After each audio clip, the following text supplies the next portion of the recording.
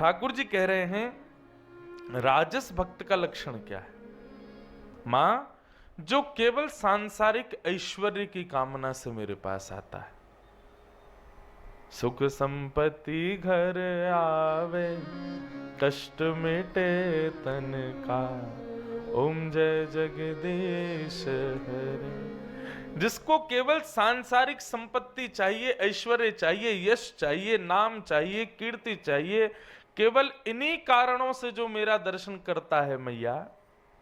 और दूसरा लक्षण इसका बताया, जो केवल मेरी अर्चा विग्रह में निष्ठा रखता है और उसके अलावा ना मेरे वैष्णवों में निष्ठा, ना संतों में निष्ठा, ना ब्रजवासियों में निष्ठा, किसी में निष्ठा नहीं, केवल मेरे विग्रह में निष्ठा रखता है।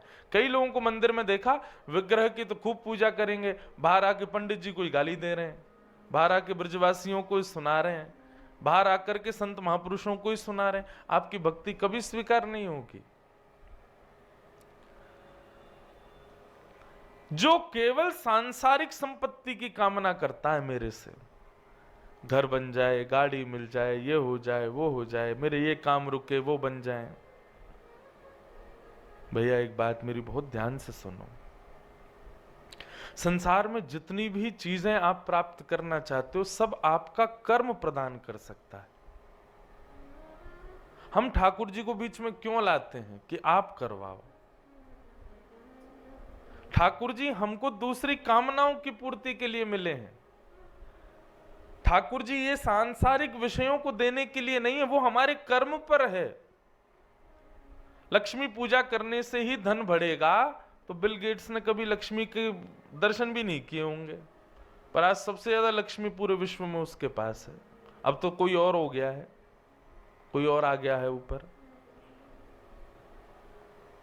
लेकिन देव देव आलसी पुकारा, सुंदरकांड में कहते हैं कि भाई देवताओं के भरोसे पड़े रहते हैं, वो महा आलसी हैं।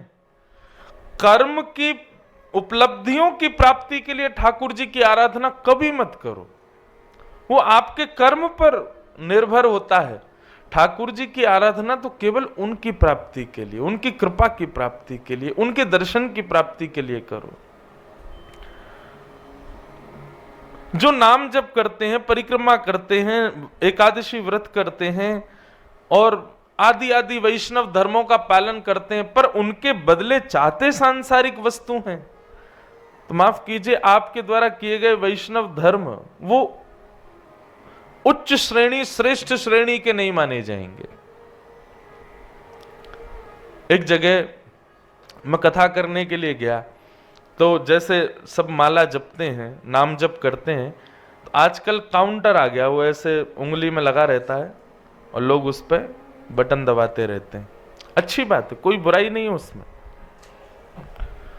देखो हमारे पूज्य पिताजी कहते हैं माला क्या है? साधन है, साध्य नहीं है। माला साधन है, और हम सदा साधन में ही रहेंगे तो साध्य की प्राप्ति कैसे होगी? दिल्ली से बनारस आना, फ्लाइट क्या है? साधन है। साध्य क्या है? बनारस। तो साधन, जब मैं साधन से उतरूंगा तब तो साध्य मिलेगा ना। मैं साधन में ही बैठा रहूंगा, साध्य कैसे मिलेगा? समझ में आ रही है साधन साध्य वाली बात? माला क्या है? माला साधन है। बोले तो फिर इसका साधन का प्रयोग कैसे? बोले इतना जपो, इतना जपो, इतना जपो, इतना जपो, इतना जपो कि आपकी श्वास की तरह जीव पर नाम मंडराता रहे, और एक दिन ऐसा आए कि ये माला छूट जाए और उसके बिना भी नाम चलता रहे। ये जीवन की उपलब्धि। मैंने दर्शन किया हमारे गोवर्धन के परम पूजनीय प्रातः स्मरणीय श्री ठाकुरदास बाबा 80 से ऊपर की आयु में जब भगवत धाम को प्रस्थान किए, तब उनके प्रस्थान से कुछ समय पहले ही मैंने दर्शन किया। मुझे तब नहीं पता था, जब मैं कथा करने लगा तब मुझे उनका स्मरण आया। तो जब मैं दर्शन करने गया तो मैं छोटा बालक ही था। जब मैं दर्शन करने गया ठाकुरदास बाबा के, तो अचेत अवस्था में पड़े थे, पर उनकी उंगली ऐसे हिल रही थी, उंगली चल रही थी, और उंगली जैसी चली है, क्या हुआ? एक संग सबके फोन चले हैं,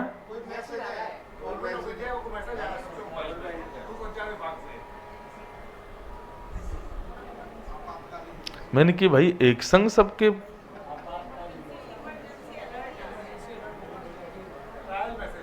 इमरजेंसी